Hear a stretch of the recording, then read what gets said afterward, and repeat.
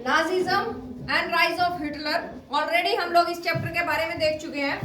अब क्या करना है एक्चुअल में, नाजिज्म क्या है, जो कि पहले बात कर ली है कि वो एक आइडियोलॉजी है। आइडियोलॉजी किसकी है? ग्रुप ऑफ पीपल है, उनकी आइडियोलॉजी के साथ काम करेंगे। जो सोशल वर्कर पार्टी थी जर्मनी की, उसका नाम नाजिज्म है। उसके साथ बात करते हैं। अगर इस पार्टी की आप लोगों ने बात करनी है तो इस पार्टी का जो सिंबल था, यहाँ गलत सिंबल बना है, आपका जो उल्टा स्वास्तिक होता है अपनी कंट्री के अंदर, वो इन लोगों का सिंबल था।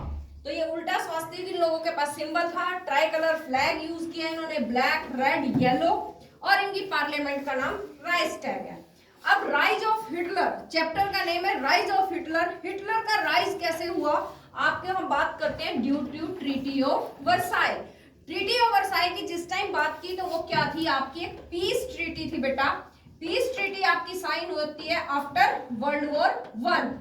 वर्ल्ड वॉर वन के लिए हम ऑलरेडी पता कर चुके हैं, अपने पास एलाइड पावर थी और अपने पास एक सेंट्रल पावर भी थी। दो पावर थी। सबसे पहले हम लोगों ने देखा था सेंट्रल पावर, या दूसरी थी आपके पास एलाइड पावर। इसकी हम लोगों ने बात की। एलाइड पावर की जिस टाइम आप लोग बात कर रहे थे तो वो कौन थे? इंग्लैंड था आपके पास, सेकंड नंबर पे फ्रांस, एंड थर्ड नंबर पे अपने पास कौन था? Russia, and fourth one US. ये मेन कंट्रीज थी। जब हम लोग बात कर रहे हैं, पूरा वर्ल्ड टू पार्ट्स में डिवाइड है।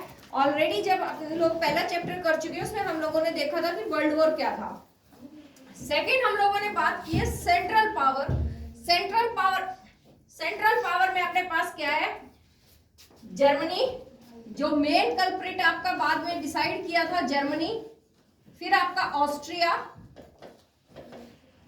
हंगरी, उस टाइम वर्ल्ड वॉर वन से पहले पूरा एक ही कंट्री था। एंड ऑटोमन एम्पायर, जो आपका मॉडर्न टर्की है, आज के टाइम में जो टर्की कंट्री है उसकी बात की थी। ये सारे आपके पास वर्ल्ड वॉर वन के मेन कैरेक्टर थे, मेन कंट्रीज थी जिन्होंने पूरे वर्ल्ड के अंदर तबाही मचाई थी। बाद में मेन कल्प्रिट आपके जर्मनी को डिक्लेयर कर दिया था और इसके अगेंस्ट एक ट्रीटी साइन की थी जिसका नाम था ट्रीटी ऑफ वर्साई। फ्रांस के अंदर वो ट्रीटी साइन होगी। और जिन लोगों ने वो ट्रीटी साइन की थी, अभी हम लोगों ने देखा उनका नाम था नवंबर क्रिमिनल्स। कंट्री के लोगों ने उनको नाम दिया था नवंबर क्रिमिनल्स। और नवंबर क्रिमिनल्स वो कौन थे? सोशलिस्ट लोग थे, डेमोक्रेट्स लोग थे और कैथोलिक लोग थे।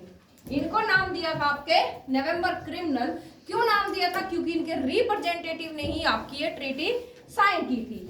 जैसे ही आपकी ट्रीटी साइन होती है, उसी के बाद से आपके हिटलर का राइज स्टार्ट होगा, यानी हिटलर कैसे अपनी जर्नी स्टार्ट करेगा उसकी हम लोगों ने बात की थी। अब बात करते हैं, ये आपकी पहले ही देखा है हम लोगों ने world war.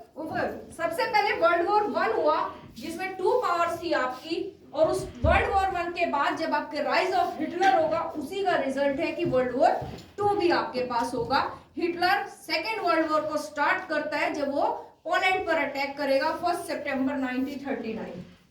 World war one और वर्ल्ड वॉर टू के बीच की जो जर्मनी की जर्नी है उसकी बात करते हैं तो कुछ एक चीजें थी, जैसे वाइमार रिपब्लिक।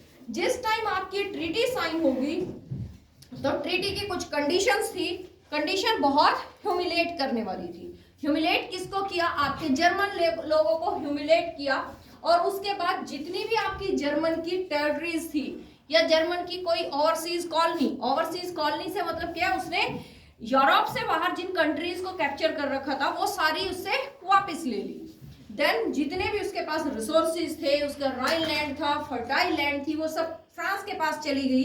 कोल, उसकी स्टील, आयरन ऑर्स थी, वो सारी आपस में सारी अलाइड पावर्स ने ली। और 10% पॉपुलेशन भी आपस में उन लोगों ने डिवाइड की। और वो 10% पॉपुलेशन का मतलब क्या है? कोई डॉक्टर, इंजीनियर, साइंटिस्ट जो थे वो सारे होंगे, वो 10% थे। देन वाइमार नाम की एक जगह बची जिसको नाम दे दिया जर्मनी, वाइमार रिपब्लिक। यहाँ पर आपकी अलाइड पावर ने एक डेमोक्रेटिक गवर्नमेंट एस्टेब्लिश करने का ट्राई किया।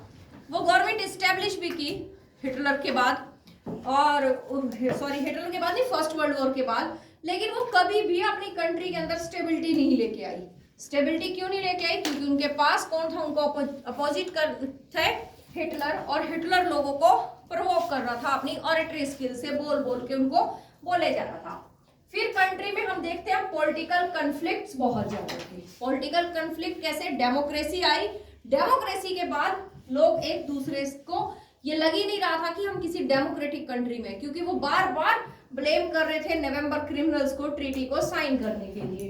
देन उसी टाइम पे बैड लक आपकी वाइमार गवर्नमेंट का कि इकोनॉमिक डिप्रेशन 1929 टू 32 का टाइम पीरियड जो था, पूरे वर्ल्ड के अंदर इकोनॉमिक डिप्रेशन आया था जो आपके जर्मनी को भी हिट करता है।